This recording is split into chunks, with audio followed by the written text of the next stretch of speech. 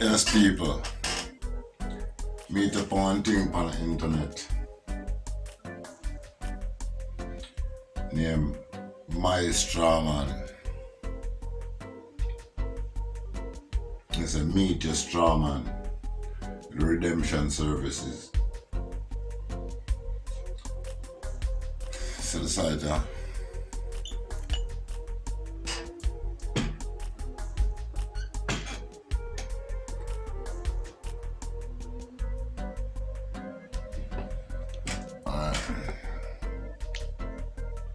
Redemptionservices.com I read from.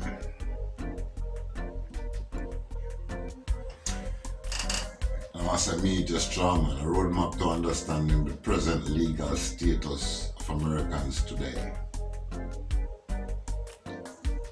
The twin you never knew you had. As a child, you have had an imaginary friend. You may be surprised to learn that evidence exists that you have had a make-believe twin from the time your mother and father permitted a birth certificate to be filed for you.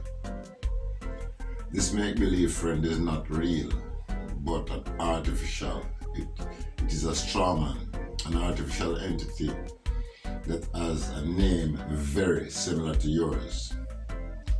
Definition: a front, a third party who puts up in name only to take part in a transaction, a nominal party to a transaction. Black's Law Dictionary 6th edition. The term is also used in commercial and property contexts when a transfer is made to a party. The strawman simply for purpose of retransferring to the transfer in order to accomplish some purpose not otherwise permitted. Barron's 3rd edition. So in layman's term, it is a strawman. The strawman is an artificial person. The strawman was created by law shortly after you were born via the registration of the application for your birth certificate. The name for the strawman is your name, all in capital letters. You will notice that the inscription on the birth certificate is your full name, all in capital letters. The English language has precise rules of grammar that makes no provision for writing proper nouns in all capital letters. So your name spelled with all capital letters is a fictitious name. Your strawman has a same sounding name.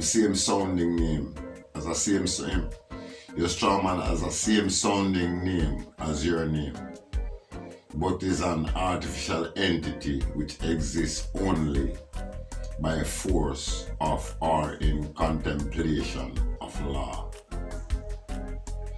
The all caps name is not your true name, which consists of the given Christian name plus the surname, family name, and appears only initial letters capitalized. The all cap version of your name is a trade name, the name under which you do business. The twin you never knew you had. Person 1, a human being. 2, an entity such as a corporation that is recognized by law as having the rights and rules, the rights and duties of a human being. Black's Law Dictionary, 7th edition. The strawman may also be said to be an artificial person, which is also defined in legal dictionary. An entity such as a corporation created by law and given certain legal rights and duties of a human being. A being real or imaginary, who for the purpose of legal reasoning is treated more or less as a human being. Also termed fictitious person, juristic person, legal person, moral person, Black's Law Dictionary 7th edition. A strawman may also be thought of as a legal fiction.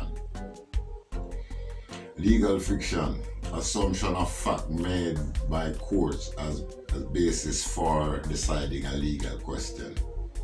A situation contrived by the law to permit a court to dispose of a matter.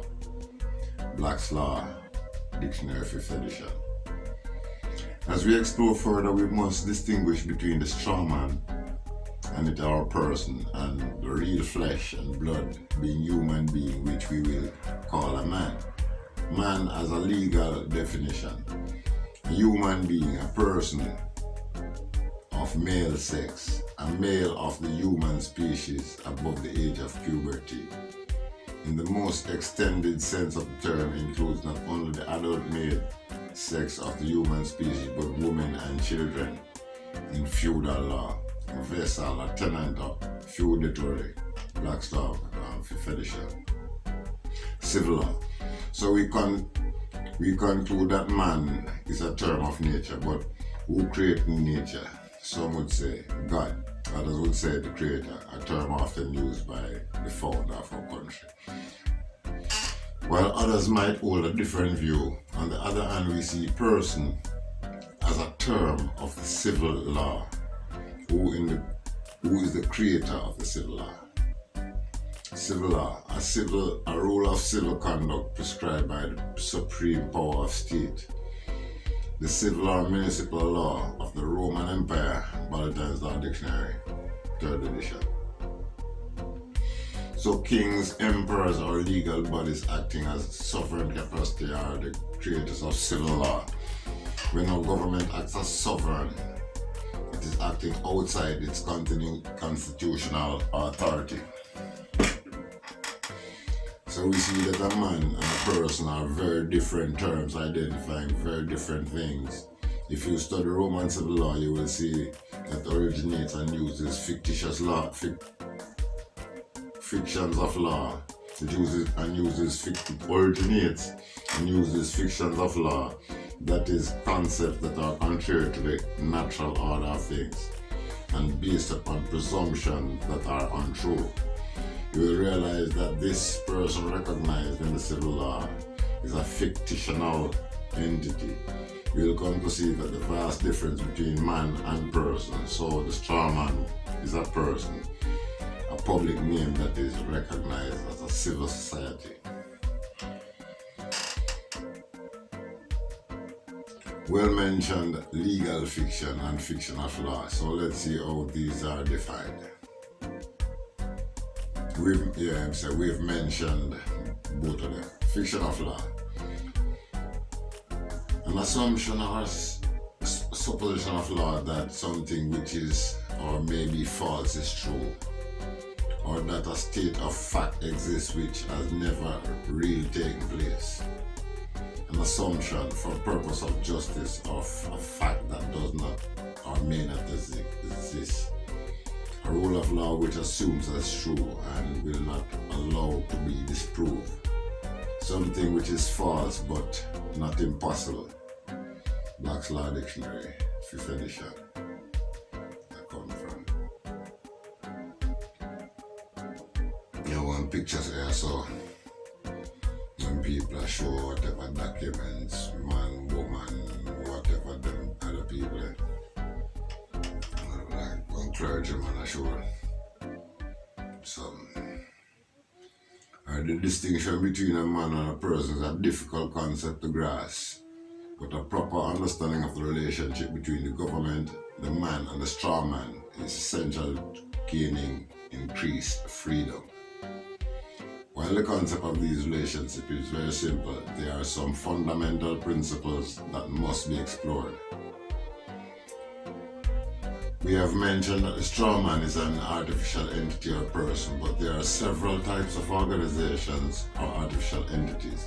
There are corporations,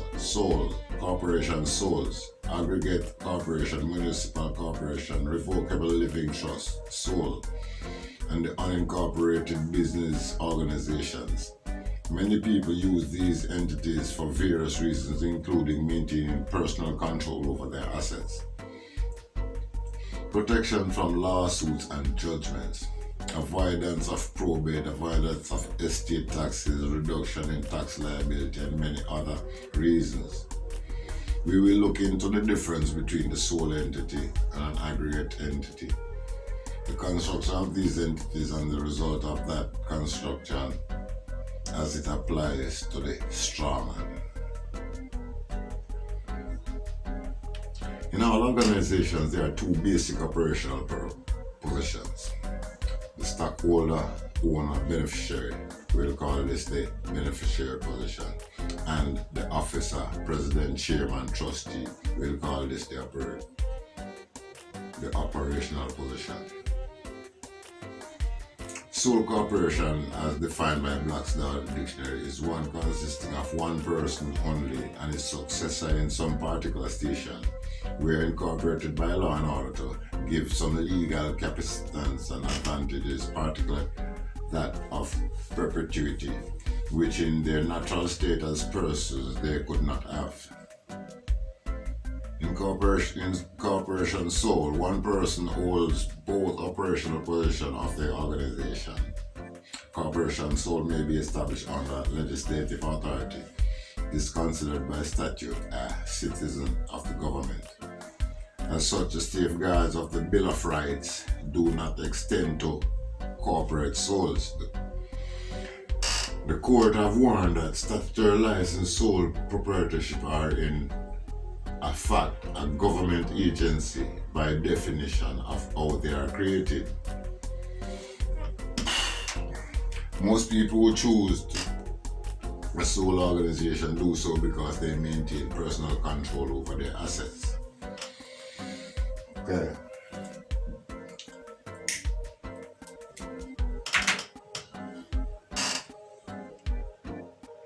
An aggregate corporation, such as corporations or business trusts, according to Black's Law Dictionary, is composed of a number of individuals vested with corporate powers.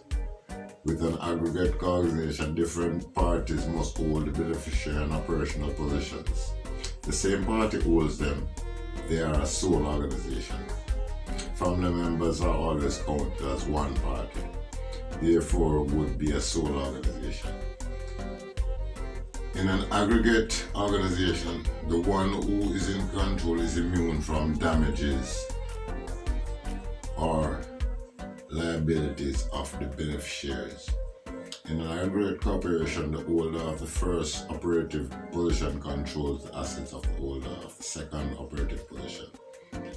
The control of the assets has been turned over to someone else's control. The founder of the wealthy Rockefeller family said one of his secrets to wealth was to own nothing but control everything. In other words, always function from an aggregate relationship. Do not own the straw man, control the straw man.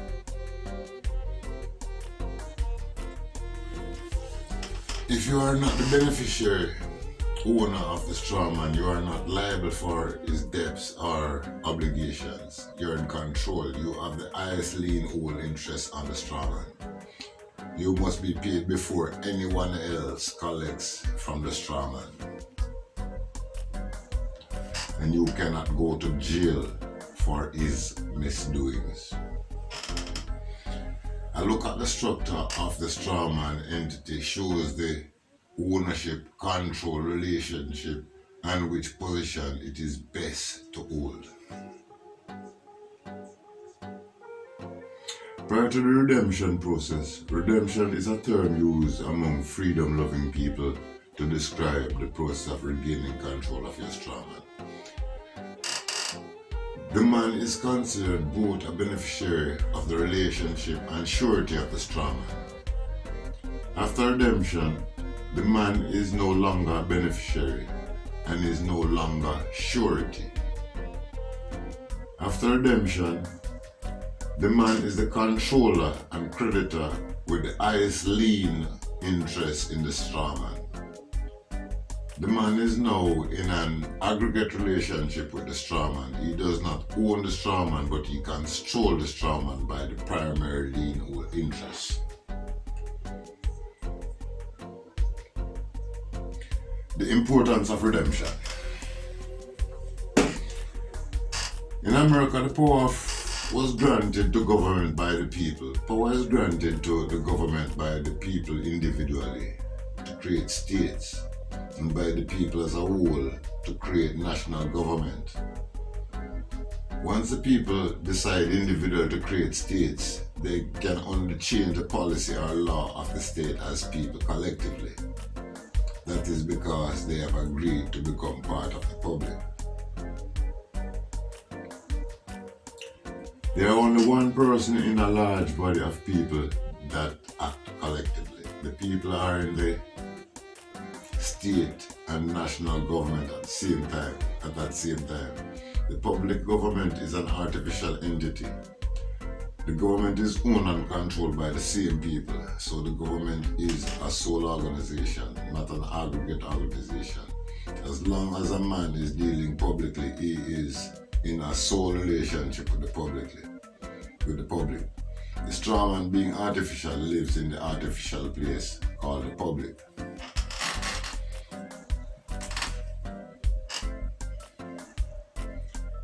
At the same time as people are acting collectively in the larger body of people called the state and national government, they maintain their ability to act individually on a private basis. The people do not give up the rights they did not delegate to the government.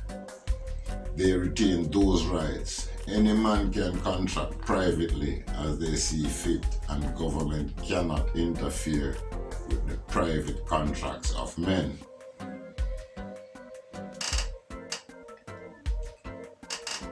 The straw man lives in the public side of government.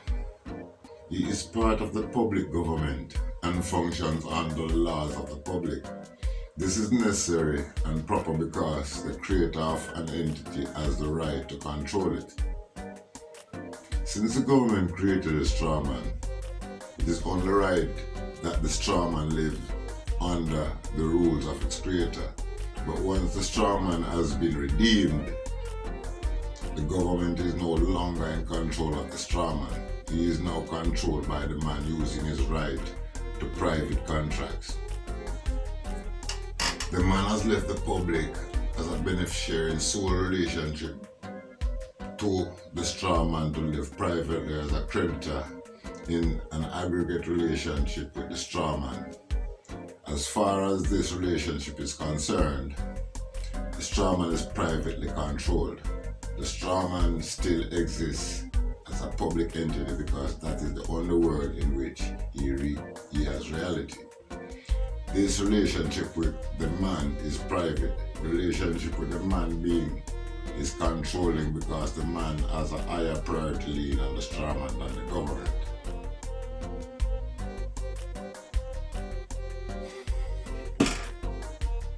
Now that we understand who the straw man is, it's appropriate to ask who benefits from the straw man, from the creation of the straw man. We will see the straw man benefits the creator, the government, any company that uses it, any company that uses it and you. Okay. So you go work for your company. We hear this argument one time where people work 5 days and only getting paid for 1. So this part of the argument sound like that would have come justify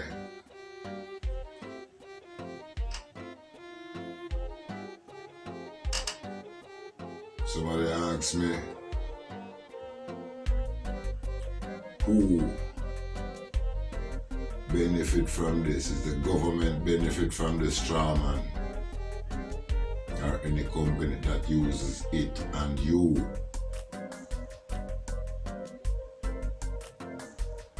That's the answer to my sister earlier. So we find the answer. Who benefits? The creator of the straw man, that is the government or any company, the government and any company that uses it and you, them benefit from the straw man. Right. The government began to benefit from the straw man in 1933. In the article in the US bankruptcy, we've already seen evidence that the United States went bankrupt in 1933. When this happened, the government of all the states met to discuss what should be done. The states governors made a pledge to the federal government to fund the bankruptcy. They pledged the assets and the energy of the people belonging to the state governments. They would back the government and secure the national debt. So they said the state governors them make the pledge to the federal government fund the bankruptcy. Said pledge the people them as assets and energy, the assets and the energy of the people belonging to the state governments, that they would back the government and secure national debt. But there was one problem. The state could only speak for the people in their public capacity. They could not pledge private, living human being or property. So it was necessary to create a bridge between the living people and the creditors for the bankruptcy. The answer was to create straw men to stand in the place of the people. No, the only problem was devising a scheme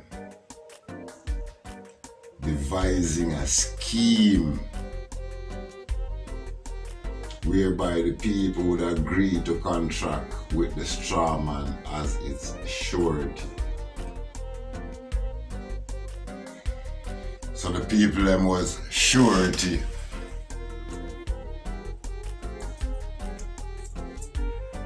They make up straw man, make up something of the people them name, how much them value this for that. Sometimes I hear them say, they value like $65 million or something like that with them time there. I'm not sure. Anyway, continue.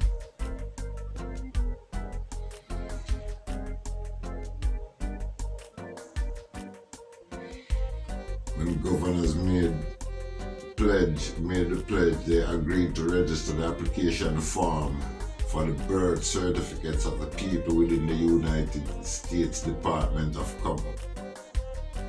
When the governors made the pledge, they agreed to register the application form for the birth certificates of the people with the U.S. Department of Commerce. The application form for the birth certificate is the security instrument collateral used to back the pledge. The straw man, the legal fiction, was created by using the name on the birth certificate and writing it in all capital letters. This is the designation for a legal fiction. Then, because of the pledge, the people were determined to be the representative and surety for the legal fiction. This is how they made us responsible to pay back the debt of the United States.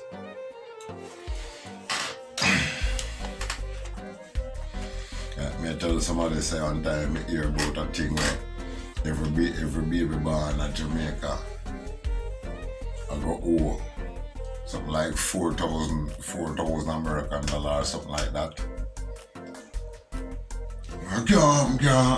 This sound like a somewhat saying like that. So like kind of them kind of way there. But I could continue read.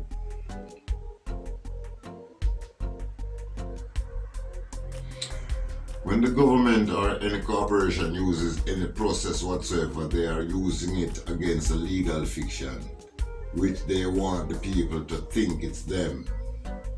But when a name is written in all capital letters, it is not the name of a real person. It is the designation of a legal fiction. That is an entirely separate entity. A living human cannot be a legal fiction. A legal fiction cannot be a living human. One is real or natural, the other is created by law, because the entire thing is based on paying the bankruptcy. The strawman is the debtor and the government is agent for the creditor.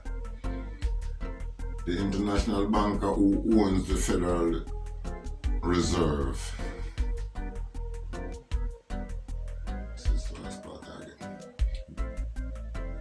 because the entire thing is based upon paying the bankruptcy. The strawman is the debtor and the government is the agent for the creditor. The international bankers who own the reserve, the Federal Reserve. Whenever a government agency such as a court determines liability, it is a liability of the legal strawman since everything is done in commerce. The people are presumed as evidence of a pledge.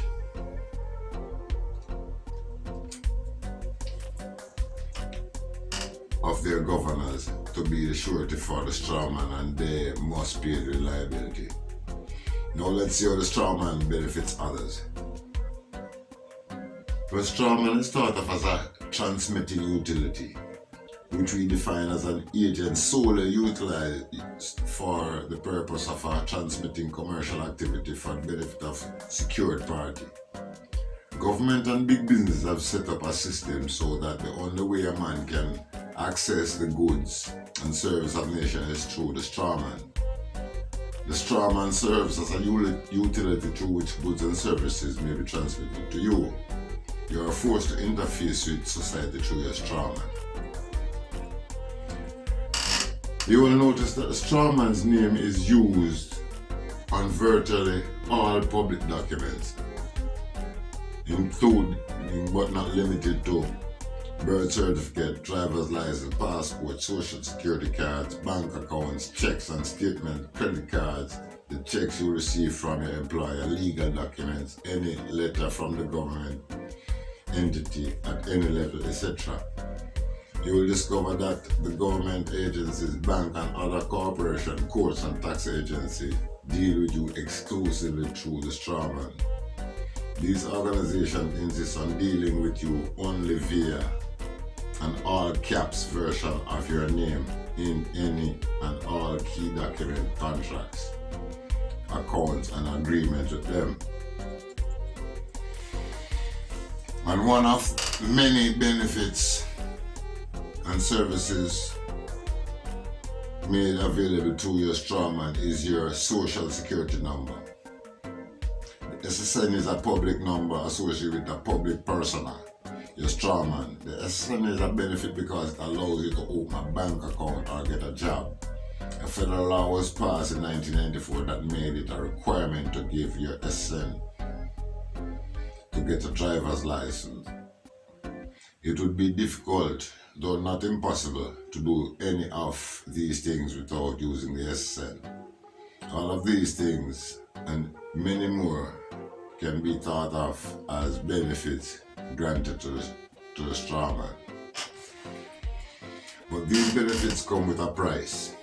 It should be obvious that the strawman has nobody and that you benefit from the consumption, use of the goods and services that are made available through the strawman. At this point, you probably do not hold title to your straw man. A redemption process will correct this problem. Since these things are true, it's also true that you are one responsible for discharging the public liabilities associated with the benefits that you enjoy courtesy of your straw man. These public liabilities include but are not limited to income tax, social security tax, plus any and all debts that the straw man incurs. Do not despair, there is way out of this malaise. There are a couple of elements to a strategy to gain freedom. One element is to copyright your name, both your true name, the all caps version, and all its derivatives. A second element is to use UCC filings to take control of your straw man, a process that is often called redemption. Okay. Names are nothing more than property. No one is his trade name, all caps spelling of your name, nor is anyone his true name. A name can be trademarked, service marked, and copyrighted by the owner for the purpose of restricting others from unauthorized use and unjust enrichment at the expense of the owner. If you are 18 or older, you, the flesh and blood man or woman, own your name and you may copyright it under the common law. Okay.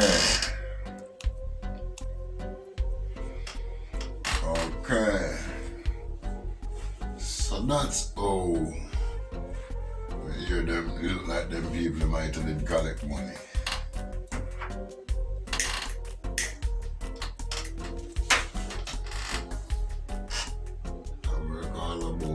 So that's it. Maybe I will. After copyrighting your name, no one will be able to use your name.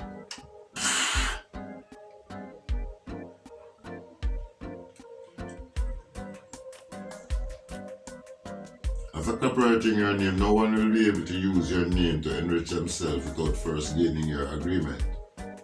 Let's say a police officer pulls you over and wanted to give you a ticket. You can warn the officer that he is using your copyrighted name for a beneficial benefit, and that's a violation of your copyright. You should also inform him that to persist in the use of your copyrighted material without your permission carries an automatic penalty of $500,000. You have just formed a legally binding verbal contract with the officer.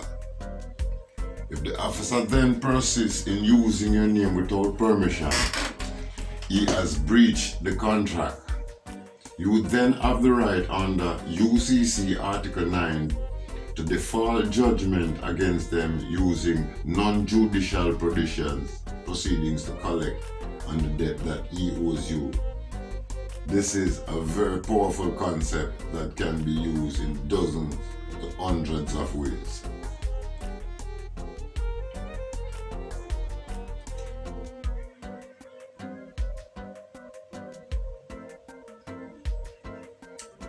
The copyright notice also establishes a private contract between you and your straw man, whereby you offer services to the straw man. Example, signing documents for it in exchange for certain considerations. You become the creditor over your straw man, who becomes the debtor to you. You can file a UCC financing statement to receive official government acknowledgement of this private contract. This UCC is a financing statement that creates an interest in property that secures payment, performance, and of an obligation by your straw man for the services you render to it. This UCC filing establishes a seniority position of claim over other creditors who may make a claim based upon date and time of filing. In this way, if any party ever attacks your strawman's asset, you will have superior claim on it.